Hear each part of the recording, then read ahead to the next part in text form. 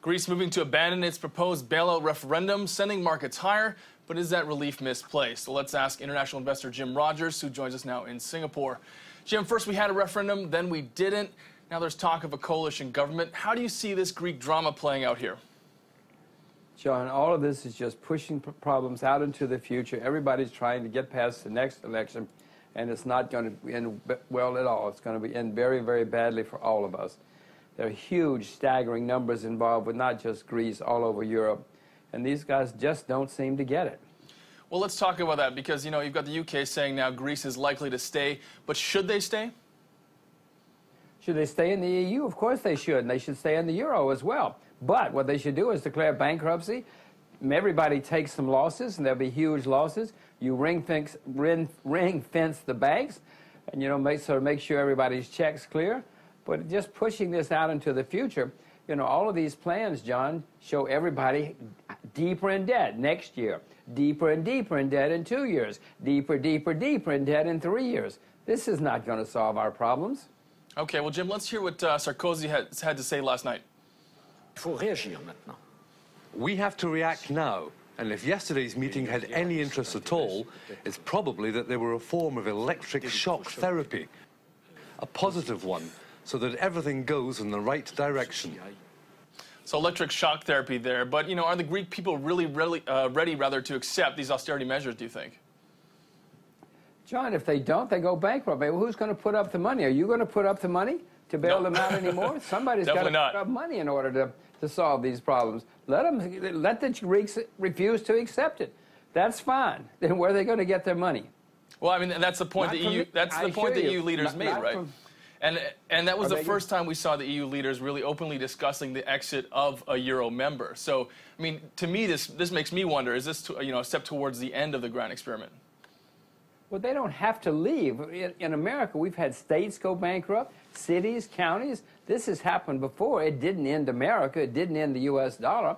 You let entities collapse, go bankrupt. This happens all the time. It's happened throughout history.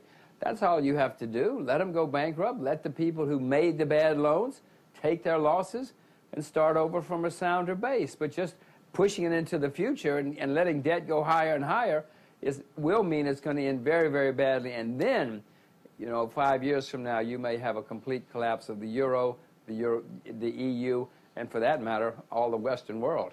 Well, you said that yourself. If Greece goes, next will be Spain, Italy, etc. So how can these guys, how can they actually let Greece go bankrupt in that situation?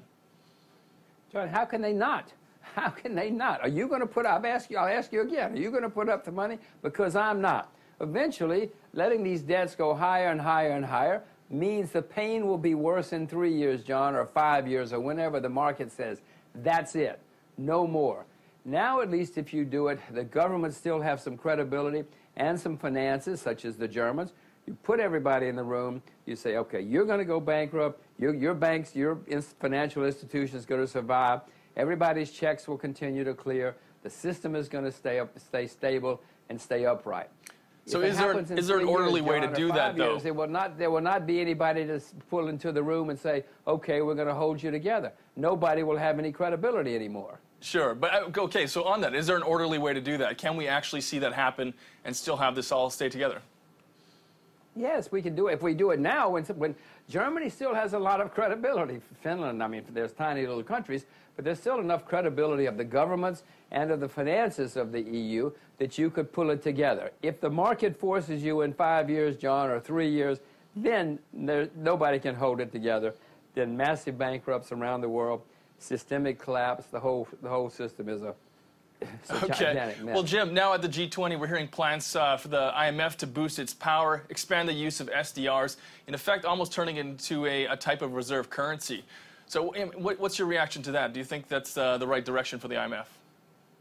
Many people in the G20, as you call them, they don't have any money either. You expect the Americans to put up the money to solve these problems? No, many of the G20 countries have their own problems going forward. That's not going to work.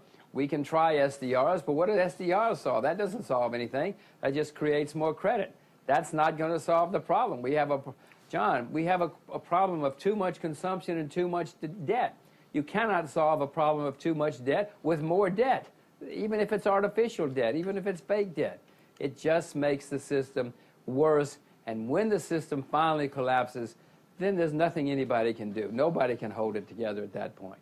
All right, Jim. Well, we'll leave it on that sour note for the day here. Jim Rogers there in Singapore. Many thanks for your time. I'm John Gordon. You're watching Reuters TV.